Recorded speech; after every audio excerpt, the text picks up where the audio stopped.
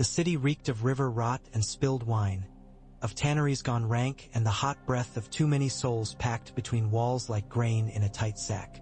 Eddard Stark rode beneath the red and gold banners that snapped along the walls and thought of the clean, knife-cold air of Winterfell, where the gods would whisper through snow and every scent was honest. Here even the wind lied. It came off the Blackwater glimmering and bright and brought with it the promise of relief, and then turned to steam against his skin. He dismounted at the base of the Tower of the Hand and let a groom lead away his horse. The stone of the Red Keep held the day's heat as a hearthstone holds coals. His men fell in behind him. Jory Castle's eyes were everywhere at once, watchful, patient. If the hand of the king was to be fed on smiles and courtesies, Jory would be the first to taste the steel hidden beneath. Varys was waiting atop the last stair, a soft mountain of silk whose perfume moved like a thought ahead of him. "My lord hand," he lilted, and the little coin earrings at his lobes winked in the light. "All of King's Landing buzzes with the news. We are blessed. The bees of power have found their queen again." "The queen keeps her own hive," Ned said. "You have a report for me." "Always." The eunuch's eyes slipped to the men and back again. "Of courtiers, of debts, of a city that eats more bread than the crown can bake.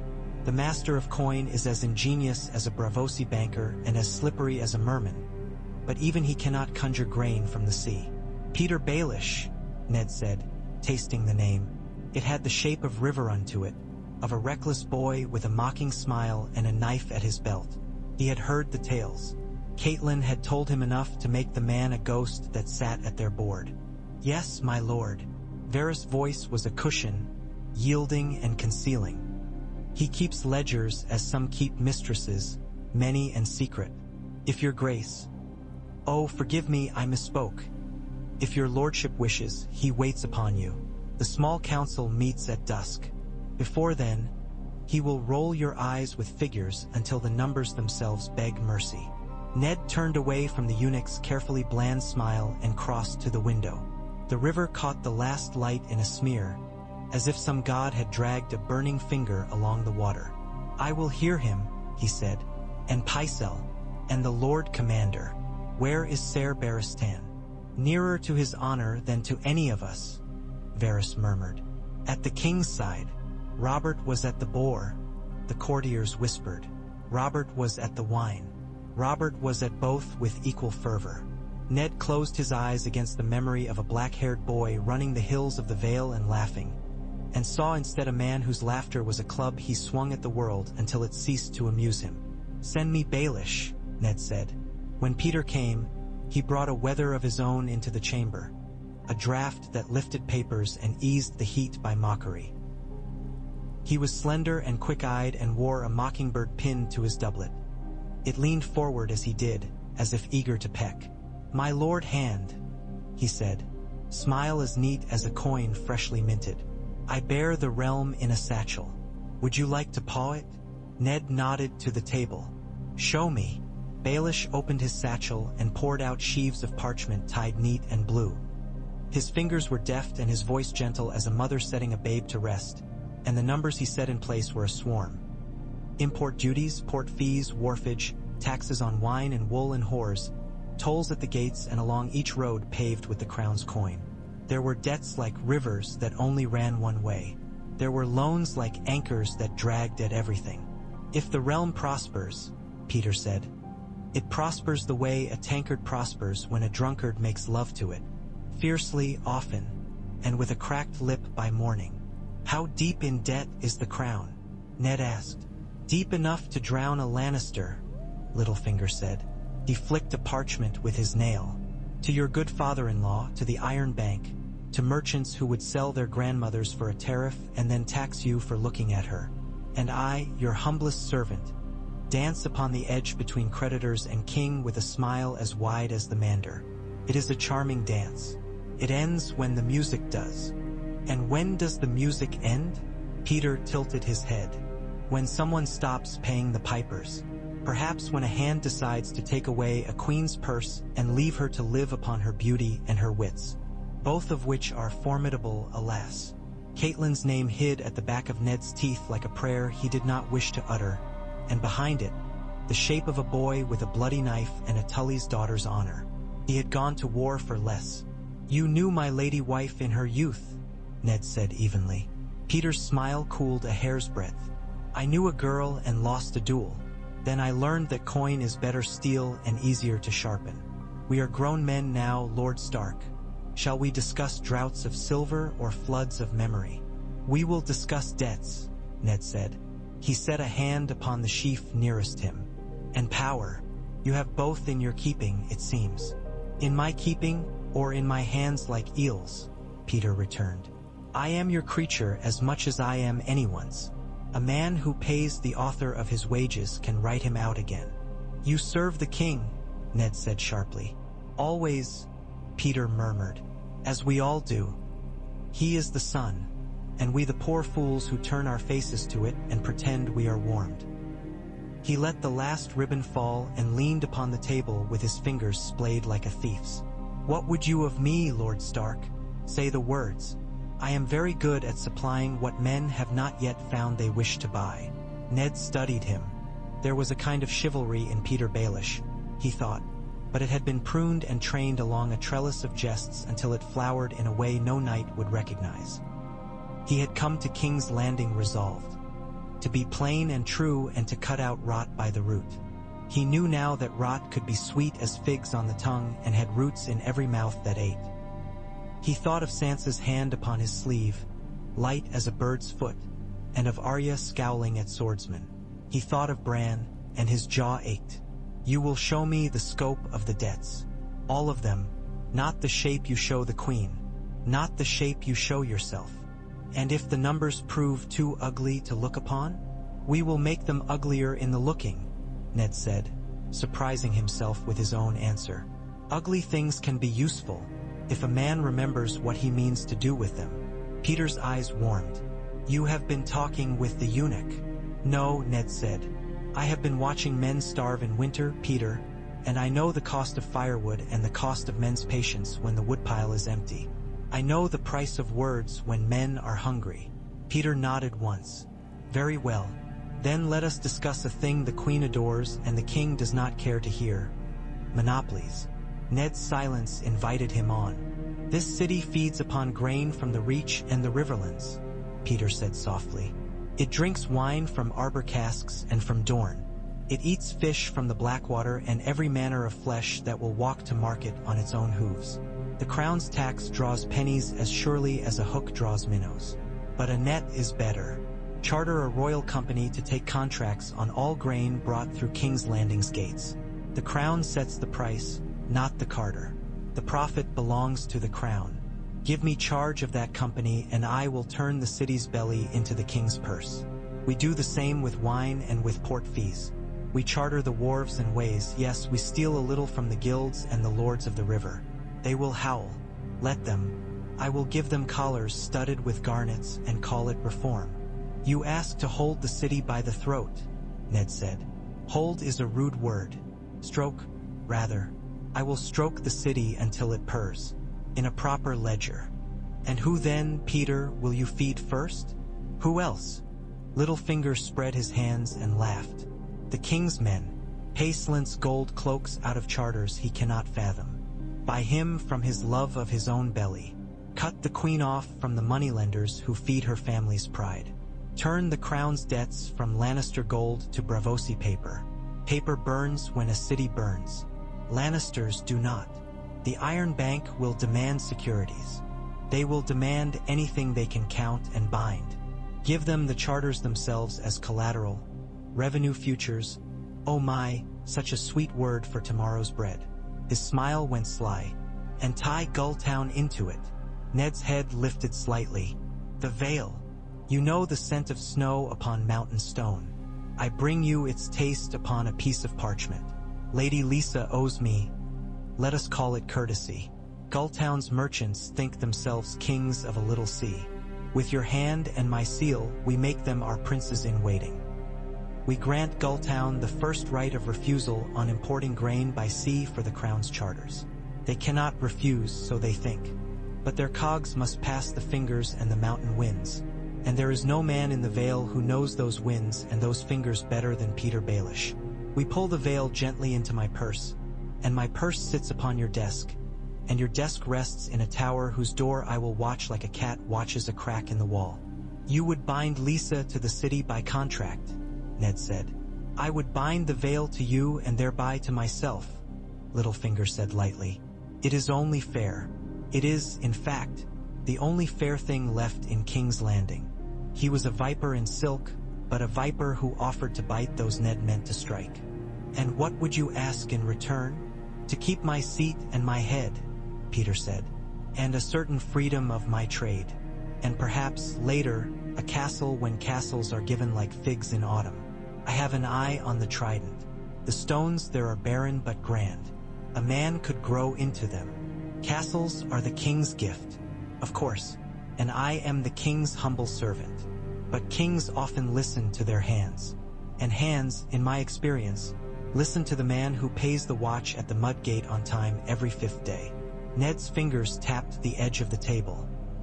He felt as if he stood on a river's ice, uncertain of the thickness, and below, something moved.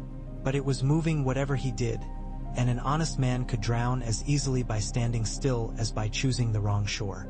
He thought of John Arryn's cold hands folded upon his breast. The seed is strong. I will draft the charters, he said at last. I will see the clauses. The crown will own the companies. You will administer. There will be oversight. And you will help me call the Vale. The mockingbird leaned near on Petyr's breast as he bowed. The Vale has always been fond of its birds.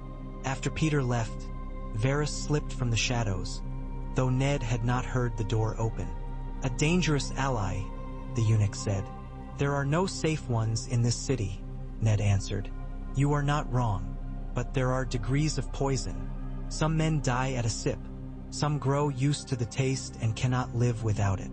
Petyr is a draft that will demand more than it promises. I know what he is. Do you? Varys' powdered hand described a thoughtful O. He is the only man in court who never lies to himself. He will tell you exactly what he wants eventually. He will call it a joke, but it won't be. And he will want everything he can see. I will keep him where I can see him, Ned said, and use him to cut the queen's strings. If you cut them, she will bind them up into a whip. Varys' eyes were sympathetic as a priest's and twice as hard. You move toward her, Lord Stark. Take care that the floor does not move beneath you also. When Catelyn came to King's Landing under cloak and courage, Ned's heart went to her like a hound to its master's whistle. They met in a house that was too clean and too well swept to belong to Flea Bottom, and Littlefinger's servants bowed and left them to their old ache. Petyr watched from a polite remove as he had watched once the river flow by Riverrun, and there was a look in him that had altered, as if he had found a better game than longing. Lisa says the Lannisters murdered Jon. Catelyn told him when their hands had learned the other's shape again, and he had breathed her into his lungs as if to carry Winterfell there. She put it in a letter only I would know. She swore on our mother's grave. Lisa's fear is a fire that finds fuel in shadows, Ned said. But she may not be wrong. I have taken a man, she confessed in the voice she used when the children were small and the cakes had burned. Tyrion Lannister. I seized him at the inn at the crossroads. He had the dagger that would have killed Bran. There was a moment in which the room tilted. Then Ned steadied it with his hands and his voice. You should not have come, he said. You should not have seized him. And yet, if I were at Winterfell, I would have ridden down the King's Road with you and a dozen men in our colors. He will send his brother against you, Petyr drawled from the wall. Catelyn looked from Ned to him, measuring, always measuring. Lord Baelish is helping us, Ned. Lord Baelish is helping himself, and perhaps us with him, Ned said. You must leave the city. Go to the Eyrie and see if Lisa will listen to me through you. Tell her I will send her letters to bind Gulltown to the hand. Tell her I will place the Vale first in line for charters to supply the city with grain and timber and tar. Tell her the hand asks only for the Vale's word and, if courage can be found, the Vale's swords when the time comes. Catelyn's eyes searched his face. You have the look you had the night before the trident, she whispered. The look that said there was something cold in you that would break rather than bend. It saved us, Ned said. And then we paid the price for the breaking. I will bend where I must. I have already begun. When she was gone, the city closed around him like a clenched hand. Word of Tyrion's capture ran like oil upon water and put a shine on everything that burned. Jaime Lannister found him in the street near the Street of Silk with red cloaks at his heels and bright teeth like a wolf's. The sun was low and mean. The shadow of the Hand's party fell long and thin. You took my brother, Jaime said, with the courtesy of a sword unsheathed. I did not, Ned said. I would not. The lady my wife did. Then take my apology along with your wounds, Jaime said, and his horse stepped forward. But Petyr had been whispering in ears besides Ned's. Varys found Jory at dawn the day before and told him the rumor of a dance in the street. The city was a chorus of rumors. You must choose the right pitch. Ned had doubled his men that morning. When the Kingslayer drew steel, so did the Hand's guard, and the first clash was like bells ringing in a storm. They fought in a spray of horse foam. Jory slipped close and turned a thrust meant for Ned with the iron-bound rim of a shield, sparks scattering. A Lannister man went down with a scream. Jaime laughed, and his blade flashed and drank. But there were more of the Hand's men than the Kingslayer had expected, and they were stubborn North and Wintertown together. Jaime's courtesy lasted until he found himself pressed and breathing harder than his pride liked. He backed his horse with grace but a light in his eyes that promised blood other days. This is not done, he said to Ned, who had never believed such a thing as done existed in King's Landing. No, Ned said, it is not. After that, the Red Keep held onto its quiet like a miser holds coin. The king went hunting. Ned went to Pycelle and took the book that had taught a dead man to whisper seed is strong. He went to the Street of Steel and saw a boy with black hair and the stubborn silence of the North hammered into his bones. Gendry, the armorer, said. The name meant nothing. The face did. He went to the Godswood and watched the leaves of a southern weirwood turn all the wrong colors beneath a hot sky. When Cersei Lannister came to him there, her gown as green as new poison, she smiled with her mouth and not at all with her eyes. You are honest, Lord Stark, she said. It is a pretty virtue. It has teeth. It will gnaw you to bones when it is done. A woman who keeps her father's debts and her brother's bed is not counsel I seek, Ned said. She did not flinch. You are in my city. You are in my story. You have brought wolves into a hall full of lions and think the antlers of an old king will keep them fed. Leave King's Landing before it closes on you. Leave, and I will let your daughters go north untouched. The heat had a taste that day, metallic and thin. Ned tasted it and the weight of promises that could not be kept and would not be believed if spoken. I will not leave. The rightful heir is the one who holds the throne, she said. Is Stannis Baratheon, Ned said, and the name made the air stir, as if a door had opened upon a salt wind. Tell your father. She turned like a sword in a practiced hand and was gone. Petyr came that evening carrying parchments cool from the scribe's pen. He had the smell of new ink upon him and the sharp delight of a boy who has picked a lock. Your charters, my lord, he said, by the authority of the Hand acting for the king, with the great seal affixed by our dear Grand Maester, bless his white beard. Behold, the Royal Grain Company, chartered to purchase and distribute all grain entering the city. The Crown Wine Charter, to license import and levy. The wharves and ways, paid by weight and stamp, inspected by officers who will answer first and last to the Master of Coin and his deputies. See how beautifully the words knot themselves. Varys will admire the knots. The Queen will snip at them with her nails. Janos Slint will eat them if I melt them down and pour them into a tin cup. Have you spoken with Slint? I have paid him twice and promised to pay him thrice, Petyr said cheerfully. He thinks he holds the line between you and the Queen in his meaty fist. He does not. In truth, my lord, the line runs through Janos Slint like a butcher's hook. He will lean whichever way the weight pulls. His smile dulled. There is one sweet complication. The Lannisters promised him a lordship, a castle. Men will do queer things for stones they can sit upon. The great September swallowed prayers and returned them as echoes. Pycelle trembled. Ser Barristan stood with hands like marble upon the hilt of his sword. The king's breath was shallow as a lapping tide. He was sorry and half-drunk and in pain and turned his head toward Ned as a man might turn toward a window when a room closes on him. "Write it down," he rasped. You've always been the write it. You are to be protector of the realm until the boy comes of age." Ned bent over the parchment and wrote what Robert asked to hear and what the realm needed to read. His hand was steady as he left a word out and replaced it with another that could hold a kingdom. Rightful. Robert did not notice. He held Ned's wrist for a moment and then let it go. "You'll forgive her," he murmured, meaning Cersei or the past or both. "You'll forgive me. Gods, Ned, I was never good at sums. Make the numbers sing again." "I will make them march," Ned said. But the king had shut his eyes, and the room seemed suddenly cold. When Robert died, the red keep stones shivered. Bells rang and ravens rose from their perches like torn scraps of shadow. Renly vanished in a green cloak with quick steps and faster plans. Pycelle washed his hands in tears and looked with old man eyes at the queen. Cersei Lannister went to her children and came back iron.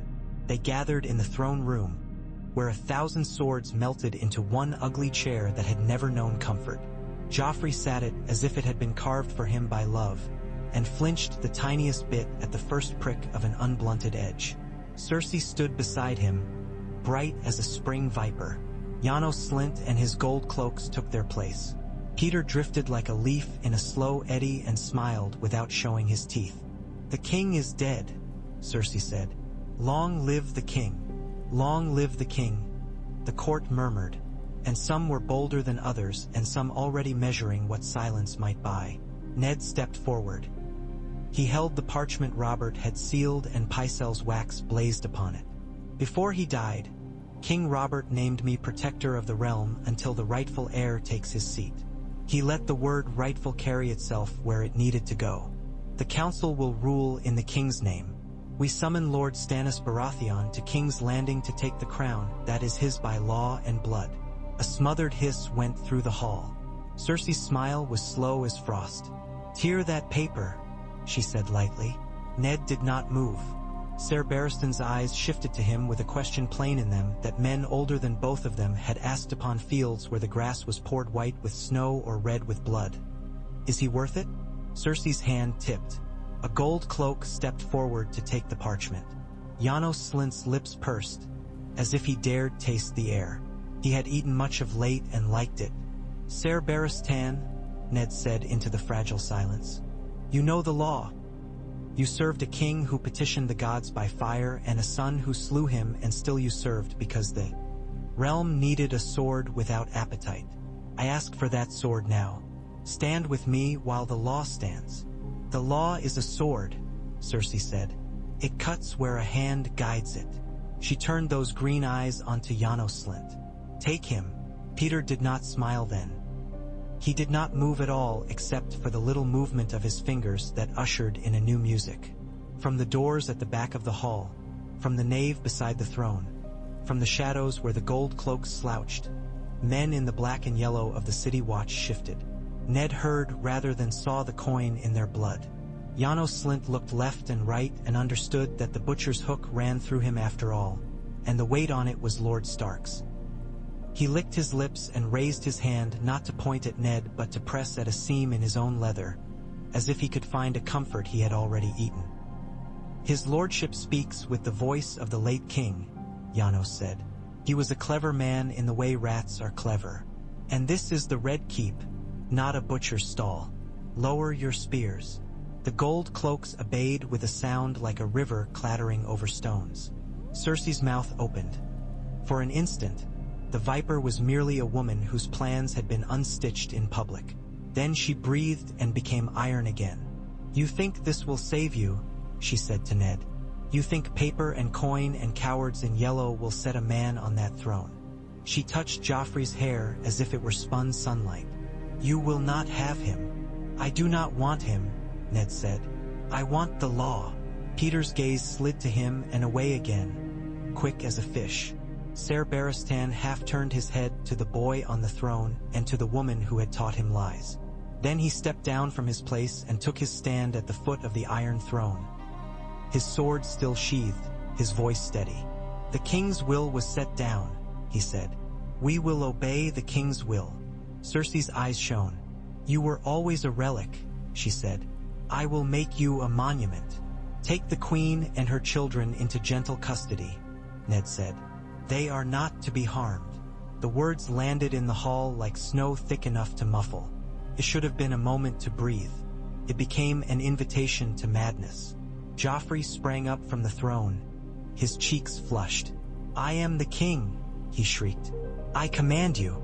Cut off his head, Ser Eilen."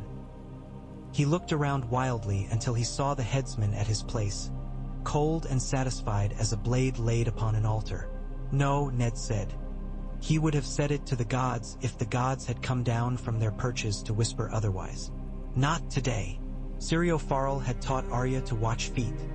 Ned watched the queen's. She did not move toward her son. She did not reach for him. She took one step back, and her hand went toward her own waist, where there was nothing to draw. Varys drifted. Petyr breathed. Janos Slint lifted his meaty hand, and the gold cloaks moved like butter softening. Not fast, not slow, inevitable. In the end, it was simple. Joffrey was led away cursing. Myrcella began to cry and stopped when Sansa, white as milk, did not. Tommen wept and clutched at his mother's skirts. Cersei walked between gold cloaks with her head high and the smile back like a blade under silk. The small council met while the hall echo still lived on. Pycelle blustered and protested and rolled his eyes like a frightened ox until Varys soothed him. Renly was absent. Stannis was not yet there. That left Petyr, who set his fingertips upon the maps Ned's men unfolded and watched as if he were reading a book. "Tywin Lannister will march," Ned said. "He will send raiders into the Riverlands. If he can grind Riverrun to bone before we settle a crown, he will. He will say it is because my wife took Tyrion." "That is very like him," Varys said. "Also very true. He will not mention the queen." "Robb will call the banners," Ned said, and felt the word son in his throat like a hard thing he had not swallowed properly. "He will come south with the north at his back if the river lords are pressed. If the city starves while we pick a king, the gold cloaks will sell themselves to the highest bidder by dusk and take coin twice by dawn." "We are not going to starve," Petyr murmured. "We are going to feast. The Royal Grain Company has already purchased 4 great cogs worth of barley and oats in Gulltown. The Vale's merchants have set sail with a fair wind and a prettier profit. Grafton's men have signed papers they did not properly read. The Iron Bank has extended lines of credit sweeter than honey and twice as thick. When the baker's loaves are still cheap next week, men will cheer and not ask why. And when the bank calls in its notes, we will pay them," Petyr said. "With taxes we have not yet collected on wine that has not yet been poured into cups not yet washed. Or we will not pay them, and we will find ourselves dealing with polite men who send impolite ships. But that is a tale for another council and another king. Now we must be practical. Shall we crown the letters, or wait for their wearer?" "We will await Lord Stannis," Ned said. "We will govern in the meantime. Send ravens to Dragonstone, to Storm's End, to every lord sworn to the crown. We call a great council of lords to witness the crown placed upon the rightful head. In the meantime I am protector, and we will defend the trident." "Ah," Petyr said softly. "Then we will need the Vale." The Vale arrived not with 20,000 knights, but with words that could put iron in a rumor. Lisa's letters came written in a round hand that had once seemed girlish to Catelyn and now rattled with purpose. The Lady Regent of the Vale recognized the hand's authority to govern until a lawful king took the throne. She affirmed that Gulltown would supply the city under crown charters, and if the realm called a levy, she would consider what her son's health allowed. With them came a small but glittering flock of knights with falcons upon tea, air cloaks and pride upon their tongues. They clattered through the gates as Petyr's escort, as if his modest person required such hard hands. Bronze Yohn did not come, but his nephew Nestor did, heavy-jawed and steady-eyed and wearing the weight of his house's honor as easily as a man might wear a good cloak. With him rode Ser Lyn Corbray, a lean man with shadowed eyes and a Valyrian blade that had been drinking pride for generations. Petyr received them at the Tower of the Hand with a look of apology so perfect that Ned wondered what it concealed. "Nestor!" Petyr cried. "What a comfort to see stone that does not crack in the sun. Lyn, still courting widows with that blade? This is Lord Stark, who is determined to save us all from our worst appetites. A harder task than escaping the Eyrie fog," Nestor said, and bowed properly to Ned.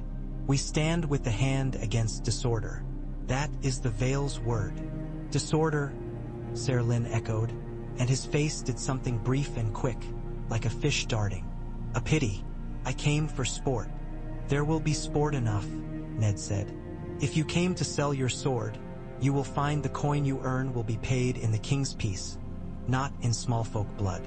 Lyn's smile was limned in hunger, but he put his hand to his heart. "I came to serve Lord Baelish, as I have before." Petyr's eyes danced. "We are all one another's servants," he said. "Will you dine with us tonight, my lord? We can talk about grain prices and laws and how a city can be held by the belly as easily as by the throat." That night, the tower rang with talk of tariffs and troop movements and the ways the Mudgate could be held by men who did not like getting their boots dirty. Petyr spoke to Nestor of royal monopolies as if they were honors for the Vale, and Nestor, who was no fool, saw their danger and their advantage both. At the end of it, he signed his name beneath his lady's and fixed a heavy seal to it. "The Knights of the Vale will escort grain and wine into the city and out again," he said. "They will answer to the hand while they are upon the king's roads.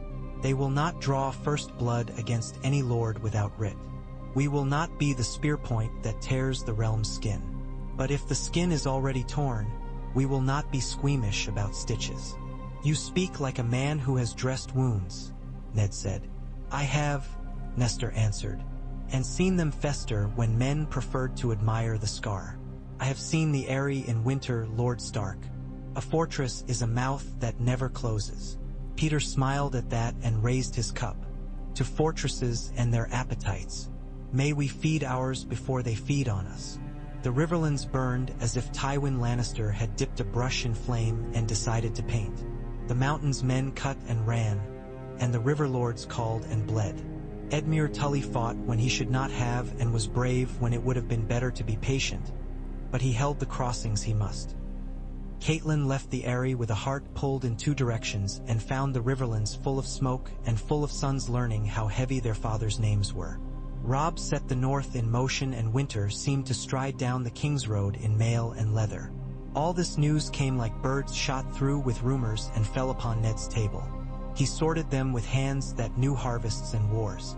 In the city, the bread stayed cheap and the Gold Cloaks held their posts and did not sell their weapons to the Queen at night.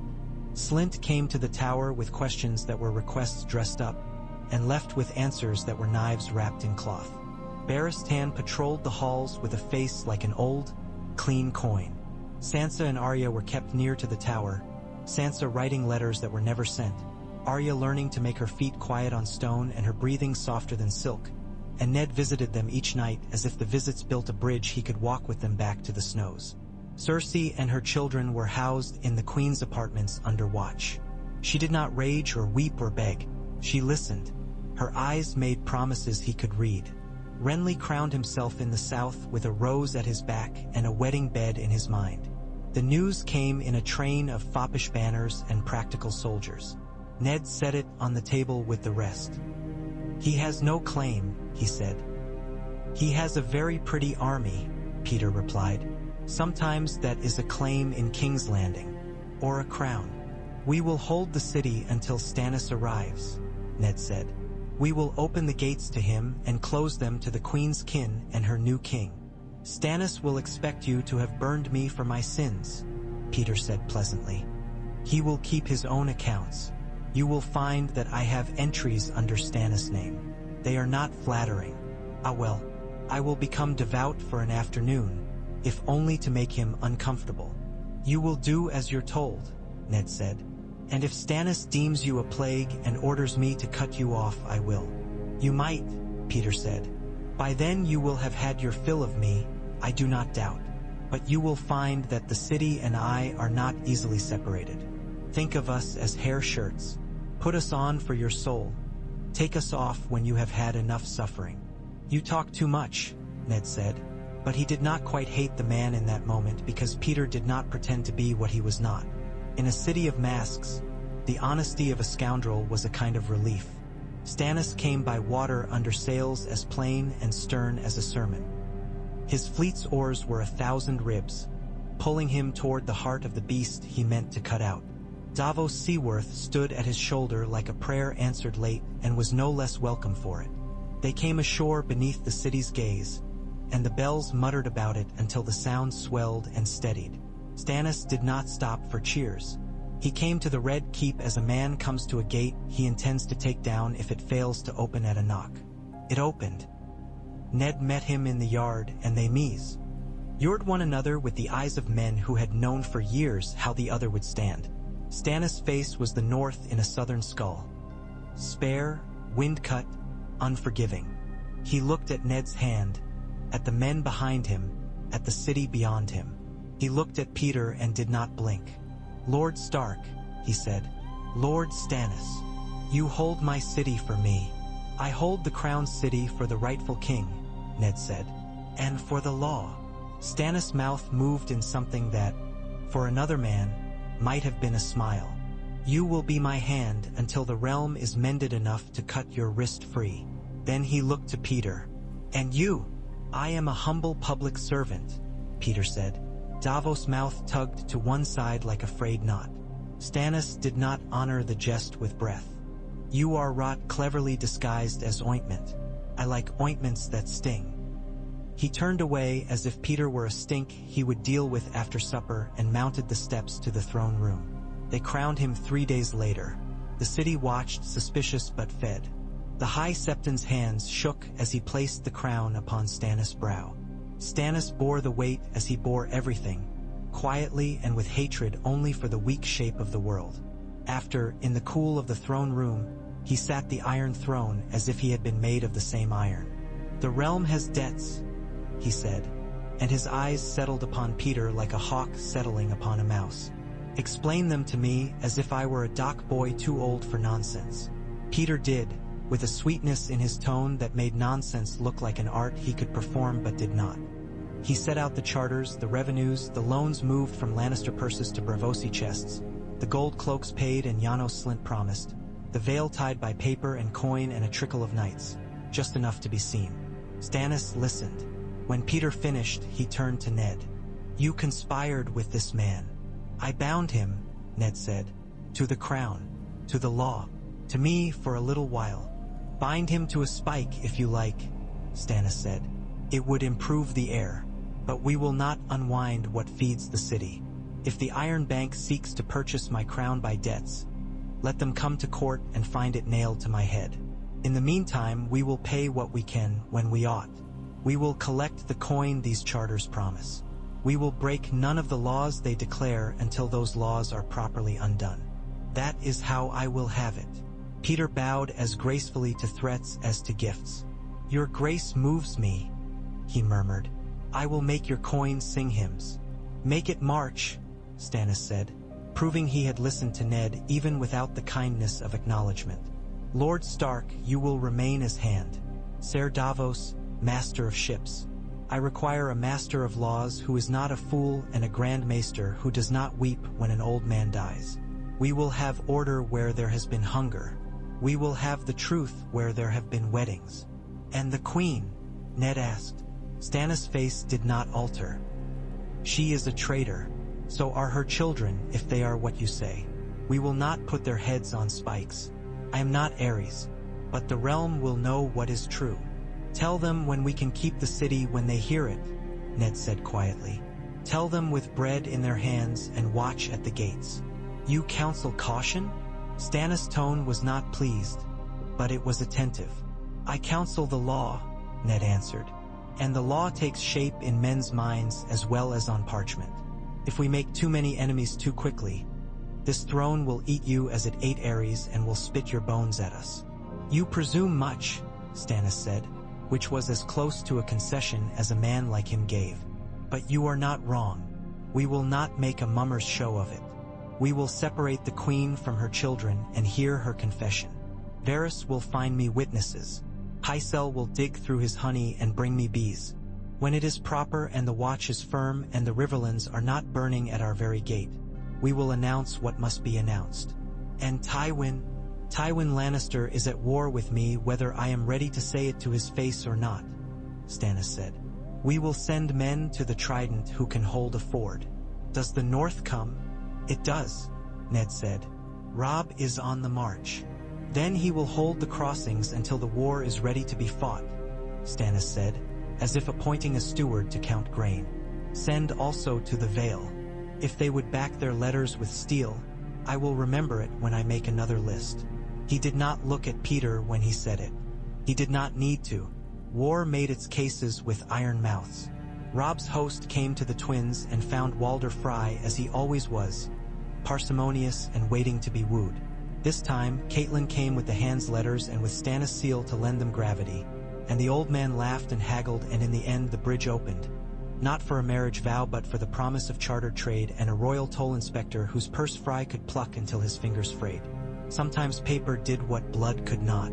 Tywin Lannister took the golden tooth and came down upon the red fork, and found not a boy with bright eyes waiting to blunder into him but bronze Yohn Royce with a line of men in bright falcons and river lords who had learned patience. The battle that followed was not a song. It was mud and shields and the archers of the Vale cutting horses from under knights who had learned in tourneys that men fell out of the saddle to applause. Word of it came to King's Landing days later, ragged and proud. The Lannisters bled. They did not break, but they bled, and that mattered.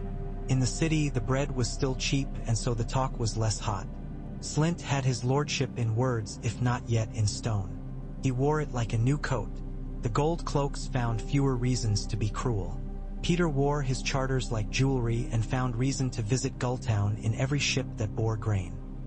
He sat late in the tower, counting and smiling, smee, ling and counting, while Ned read reports by candle that stank of tallow and old smoke and wrote to the north and the Riverlands and to Winterfell where he told Robb to be stern and not reckless and to Bran that the ravens had begun to perch outside his window as if the boy inside had become a tree. He visited Cersei. She was not in her gown of poison that day but in soft linen. Her hair fell about her shoulders as if it had been unpinned by a lover's hand, and she looked tired in a way that made her more beautiful and more terrible. She let him sit before she did. Some courtesies had died in this city and risen again with different faces. "Do you come to gloat?" she asked. "No." "To pretend we can bargain?" "We can. We can always bargain. I can bargain with a man with a sword at my throat. It is a poor bargain, but it is one." She watched him. "And what does the hand of the king want? My confession? My children's heads? Do you think you can be clean again if you bathe in my blood? No one is clean in the city. Not any longer." He held her eyes. "Give me what you know of your father's plans. Call him back from the Riverlands. If he raises a sword again, we will say what we must say publicly. If he does not, we can keep it under seal until the realm is steadier. Renly is already a problem enough." Her laughter was a breath that had learned to mock itself. "You are a better player than I thought, Stark. You have learned to move a piece without revealing whether it is a rook or a knight. But you ask me to sell my father for a promise that you will delay my ruin. I ask you to spare your children," he said softly. "If the city stays fed and Tywin stands down and we put Stannis upon the throne without a riot, there will be no heads on spikes.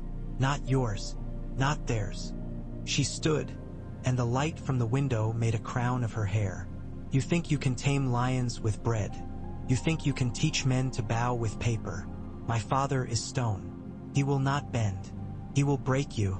Petyr will help him when he sees the next thing to be counted is your ribs." "Petyr serves himself," Ned said. "I serve the law. Tywin serves nothing but Tywin. And you, Cersei, what do you serve, now that the story you told yourself has cracked?" Her hand went to the table where it made a sound a little like a slap and a little like a caress. "I serve my children," she said. He nodded. "Then help me save them." She turned her head away. "Go, wolf." Leave me to my den." He went, and as he walked the halls, he knew he had placed a stone upon a balance that might or might not tilt when the next wind came. It was all stones and wind now. That night he dreamed of the heart tree at Winterfell and woke with the taste of snow in his mouth and the smell of hot stone in his nose. Varys came at dawn, bright as a shadow. "She will not warn her father to withdraw," he whispered, "but she will write him not to bring his armies within 20 miles of the city while Stannis is there. It is a woman's compromise. It leaves the choice with him and lets her blame him afterward. That is something." "It is," Varys agreed. "Words can be wooden swords or steel ones. It depends on the man who reads them. And Petyr, he is writing to Lisa about your kindness to her letters and to gull merchants about profits too pretty to refuse. He will send Ser Lyn to speak privately with certain lords about the virtues of obeying the hand rather than the queen. He will set a man to follow Slynt and another to follow the man following Slynt, because his mind is a tangle and he does not trust even his own knots." "Will he betray me?" Ned asked, weary of the honesty of the question. "He will," Varys said. "In the end, it is the shape of him. The question is whether you can make the end come at a time and place of your choosing, or whether he will. Until then, he is the sharpest knife within reach. But remember what knives do." Ned remembered. In the days that followed, he put the city to rights the way a farmer sets a crooked gate straight, with rope and stone and patience. He walked the wharves with Petyr and heard men cursing the new ways until their prophets made the curse catch in their throats. He sat with Stannis over maps and learned how the man's mind marched and never ran. He listened to Davos and thought of honest wind and smuggled onions and how sometimes the law's cruelty is the thing that undermines it. He spoke with Barristan and saw in the old knight's eyes the pure light of duty that could blind a man if he stared too long. He held Arya's small hand in his and watched her fingers place themselves lightly on the table as if to feel the wood's grain, the way Syrio had taught her to feel the floor. He watched Sansa write like a lady and burn the letters later, and he did not ask to whom they were written. He wrote to Robb, to Catelyn, to Riverrun where Edmure bled from pride and held the fort he had to hold, to the Twins where Fry counted and laughed, to White Harbor where Wyman Manderly weighed honor against fat and found both to his taste, and to the Wall where Jon wrote back with a boy's bravado and a man's loneliness. The rumor of Tywin's break came like the snap of a twig in a still wood, sudden and louder in the mind than in the air. He would not withdraw, not now, not when his enemies had given his pride a path into the city. He would come to the Trident with more men and meaner. He would break Bronze Yone if he could not buy him. He would smash the Riverlands into a lesson. The word carried heat. Stannis sent Davos with fast cogs up the Blackwater and around to the Trident to stiffen spines with the cloak of the king. The Vale sent more knights than Lisa had promised because Jon Royce decided that his pride had been insulted by being left aside. He rode with a breastplate old as stories and a look on his face like a winter that had decided to stay. And the north came into the Riverlands like a cold wind you were glad to feel after a long summer's fever. Nights grew louder with war, and days grew quieter with the business of feeding a city under a king who was not beloved but could be relied upon to be the same man after supper as before it. In the second battle upon the Red Fork, Robb Stark took the vanguard and proved he had more of his mother's caution than his father had feared. Bronze Yone took the left and chewed at Tywin's men like a dog at gristle. Edmure took orders well and made a song of it later that was better than it deserved to be. Tywin did not break. He did not win. He withdrew in good order and sent a raven ahead to the rock that carried a single word that must have burned his hand as he tied it to its leg: patience. "He will bide his time now," Stannis said when the news reached King's Landing. "He will wait for Renly to be beaten or for me to stumble. He will send men to cut throats in alleyways. He will send gold to soften hard men. He will not rush the city. That is not his way. Good. I was not hungry for a third king at the gate. We have two already." Renly's pretty army camped with its lanterns like fallen stars within 50 miles of the city and sent envoys with demands wrapped in compliments. Stannis sent them away with law wrapped in contempt. Ned watched the mouths of the gates and the price of barley and the faces of men when they heard the gossip of the day. He watched Petyr more carefully than any of it. One night he found the master of coin in a counting room lit by 2 candles and the pale green of the moon. The window was open to let in a breeze that smelt of the river's tired breath and the pitch the wharfmen had spilled. Petyr had a piece of parchment before him with tiny lines of his own hand upon it, and a look on his face that said he sat in a place where no one else could stand. "Planning your coronation?" Ned asked. Petyr did not startle. He turned his head the length of a heartbeat and then looked down again. "As it happens, I am writing my epitaph," he said. "It will read, 'Here lies Petyr Baelish, who counted to the end and found he had the right numbers after all.' No one will believe it, which is fine. I am writing it for myself." Ned stepped inside and shut the door on the corridor's murmur. "You will betray me in the end. You should not come to such truths in the middle of the night, Lord Stark," Petyr said. "It spoils the quality of sleep. But yes, in the end I will betray you, not because I particularly wish to see you die or because I enjoy the taste of your ruin. You are not my first choice for such things, strangely, but because there is always a higher stair, and I was born with a ladder in my head." He looked up. "Do you think me a monster? I think you a man who never forgot the moment a great lord's daughter did not choose him," Ned said. Petyr's mouth quirked. "Oh, I forgot that. I learned something from it. I learned to choose myself." He touched the parchment as if it had a pulse. "But I have found a curious thing since we have been co-conspirators, my lord. I have watched you twist a little. You think yourself made of iron. You are made of wood. An honest thing. Strong and true, cut clean, grain visible. You take a bend in heat and you creak and you hate it, but you take it. You expected iron. You found wood. Will you splinter? Not tonight," Ned said. "Then perhaps not ever. Men like you do not shatter. They weather, and then they rot slowly from the inside out and fall one day in a winter none of us predicted." He sat back and laced his fingers over his belly. "You used me to cut the Queen's purse. You used my charters to pay Slint and feed Fleabottom and buy yourself time to place a stern man upon a sharp chair. You even used me to pull the Vale's hem a little closer to the city. Well done, truly. Now you must use me one more time at least, and this time you will not like how it feels." "Renly. Renly is empty claim and full plate," Ned said. "Renly is a torch in the night in a city that has learned to be grateful for loaves and laws but has not learned to love the man who brings them. A man would rather be warmed than fed, if he has a choice for an hour. He sends honeyed letters to the Tyrell's cousins in the narrow streets, to the Manderley's factors, to anyone who keeps a booth at the fishmonger's. He whispers of festivals and pardon and young queens with roses in their hair. Stannis offers tariffs and wharf chalk. Which would you choose if you had no memories of winter? Which would Slint choose if his belly were full? What would you have me do?" Petyr's eyes glinted. "I would have you use your monopolies. The charters were meant to feed the city and to bind men to you by coin. Bind 1,000 small men more closely by giving them each a taste of office. Appoint, under the charters, petty wardens in each district.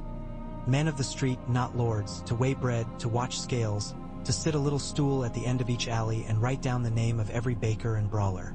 Give them a sash and a seal. Give them the right to come to the tower once a fortnight and drink bad wine in your presence and tell you that their neighbor cheats at weights. It is tedium, yes. It is power. And it is yours. Do this, and you will make the city feel its fingers on the crown rather than Renly's soft breath near its ear.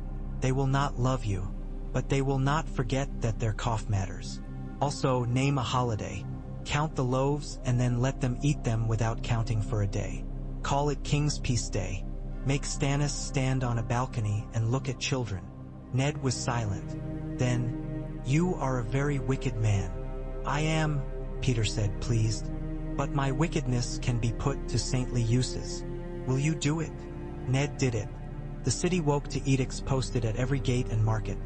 Cramped hands proclaiming royal wardens of scales and sashes of cloth that cost less than a good pair of boots but felt like command when hung upon shoulders that had never borne anything heavier than a baby. Men came to the tower by 2s and 3s with their seals on cords and their pride just barely outstripping their fear. and Stannis endured them with a face that looked like the business end of a rasp. He listened to their complaints and adjudicated 2 on the spot, and the story of a king who heard a fishwife say her neighbor splashed water in his buckets to make weight and sent a man to check, went further than the rumor of Renly's fine tents that week. Renly moved closer, then paused. Tywin did not move to join him. Riverrun did not fall. The Vale's knights returned to their mountains with stories of a hand who paid on time and a king who did not drink. And even Lisa found those stories hard to hate. The Iron Bank's envoys came to King's Landing in neat black with faces like shutters and went away having agreed to terms neither side liked but both could live with. Janos Slynt's lordship became brick and mortar. A fine house and a little strip of wall duty that he called a title when drunk. He still got drunk. He still ran the watch. He did it for Ned and Stannis while vowed to do it for Janos Slynt. And Cersei waited. She waited as if waiting were itself a weapon. She wrote to her father and to Margaery Tyrell's mother, and to men who had once warmed her bed, and to men who had been told for years that they might if they were loyal enough. She watched Sansa Stark across the hall at a supper and smiled, as if she could already see the shape of the girl's heart in her hand. She played with Tommen's hair and watched Joffrey pace his chamber like a caged lynx. When the day came that Stannis called her to confess before a council that would not pretend not to hear, she dressed in the gown she had worn on the day Robert first called her beautiful and walked into the room on feet so sure of themselves that for a moment Ned's breath left him before he recalled himself and the law and the necessity of both. "You think you are the first men to ask a queen to undress her sins," she said. "Shall I begin with the first lie I told myself? That I was happy, when I was young, to be praised for my hair and my father's fortune." "Begin with your children's father," Stannis said. She did not hesitate. "Jaime," she said, and the word was not shameful in her mouth. It was a lover's name. They are his. The crown is nothing but a ring with a price. A murmur rose and Ned let it rise and die. Stannis' jaw worked once. Davos' hand moved and then stopped. Barristan looked at the floor, seeing some old day when honor cost him less. "The realm will know what is lawful," Stannis said at last. "It will know who is king. It will know what follows treason." Ned stepped forward. "We will not put heads on spikes," he said. "We will send the boy to the wall, the girl to a mother house, the queen to Casterly Rock to wait upon what mercy the law can find for her." Cersei's laughter this time was not bitter. It was wild and tired and sounded of wine that had gone tart. "Send a lioness to the rock? You are a fool, Stark. I will go. I will sow and pray and drink sweet wine and feed my son humility as if it were milk until he is strong enough to climb out of your pious nest and come tearing down your careful city. And I will be there when he does." "Perhaps," Ned said simply. "But not today. After, in the yard where news blows first like leaves and then like storms." Petyr found him and leaned one shoulder against a pillar and looked amused at the sky. "You have done it. You have set the law upon the city as if it were a tablecloth you think will not be stained." "It will be," Ned said. "There is much wine. There will be blood. But the table will stand." "For a time," Petyr agreed. He plucked at the air as if he could play it. "Do you smell it? Not the river. Not the tanneries. Not the garlic from 100 pots. The other smell." "What smell?" "The smell of a story about to change its telling." He looked at Ned with all his mirth suddenly gone from his face. "I am not your friend. I will never be your friend. But you are a better hand than I believed a Stark could be. It is almost a pity. I think sometimes how interesting it would be to throw you into a pit and see how well you climb." He smiled again, all ease. "Forgive me. The metaphor got away from me. One day you will find that the charters you signed bound you as well as the city. On that day, if I am still here, I will try to sell you the knife you need to cut them. I will charge a very reasonable fee. Go count your coppers, Petyr." He went. Ned stood in the yard, and the wind came up from the Blackwater and cooled the stones. And a boy in a gold cloak grinned at his friend and tossed him a plum, and an old woman argued with a young man about whether the bread was as good as last week or better. Stannis passed him on the way to the sept without nodding. He had prayers that were grievances and grievances that were prayers. Davos paused to scratch at the scar where they had taken his fingers and gave Ned a look that said, I have broken laws to keep my sons alive, and I will do it again if the laws break them first." Barristan went to his rooms and took his sword out of the scabbard and wiped it down with the care of a man who knows that clean steel is the last honest thing left to some men. That night, in the godswood, Ned knelt before the pale-bark tree that this south had planted and told the old gods that he had done what he could with a city where men loved stories more than they loved truth. He told them he had made a bargain with a man who would sell air if he could make men breathe as he asked. He told them he had bent and not broken. He told them he could not keep bending forever. The leaves stirred. In Winterfell, such a sound would have meant snow thinking about itself. Here it meant a sea breeze that had not yet learned the scent of his skin. He went back into the coup with a steadier step.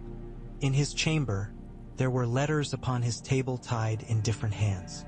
One was from Robb, who wrote that the men of the north had learned to stand in deeper mud than southerners and still hold their line. One was from Catelyn, who wrote nothing about love because she knew they would both read it between the other words and wrote instead about edicts and hostages and the way Lord Walder counted his children like a man counts coins and loses some behind the cushions of his chair. One was from Lisa, who wrote of the Eyries' cold air and the safety it offered and offered to send her son to court when his cough was better, which to her meant never. One was from the Iron Bank, whose words were as exact as the teeth in a fine key. And one was from Petyr Baelish. Said only, "The Vale will always love its birds. Do not forget that birds fly." Ned folded that one last and put it aside. He did not forget. He had not forgotten since the day a boy from the Fingers had walked into Riverrun with a heart too big for his skin, and a will to match and had left with a scar across his belly and a price for his pride. Men like that were never done collecting. It was the shape of them. If there was a piece that year, it was not the kind men wrote down in ledgers. It was the kind that kept children from crying for hunger at midnight and let bakers sleep without dreaming of empty sacks. It was a piece of charters and letters and men in yellow cloaks at corners who liked their sashes too much and their tiny authority more, and of a king who did not throw feasts because he could not bear to watch men applaud him when they would not obey him. It was a peace held between a lion's reluctance to be humbled and a rose's reluctance to be pruned, between a storm's longing to break things and a wolf's stubbornness to root what would blow down. It would not last forever. It was never meant to. But for a little while, under the old gods and the new and the faces men made for themselves in the glass of power, it held. When it broke, because all such bindings break, it would break along lines that Ned Stark understood now better than he would ever have wished to. It would break where men had been bought and then learned the taste of being paid. It would break where a queen's patience had worn through to her bone. It would break where a Lannister's pride could not tolerate a ledger that listed him as debtor rather than creditor. It would break where a boy from the north had begun to stand like a man, and a girl had learned to make her feet so quiet that no one heard her coming until the point of her practiced blade tapped their ribs. But that was not tonight. Tonight, Ned banked his candle, took up the letter he had written to Winterfell and sealed it with a direwolf sunk deep in wax, and slept for an hour with his hand beneath his cheek as he had as a boy in a castle whose stones had never lied to him. The morning would bring accounts and reports and the endless sturdy work of harness and yoke that makes kingdoms go.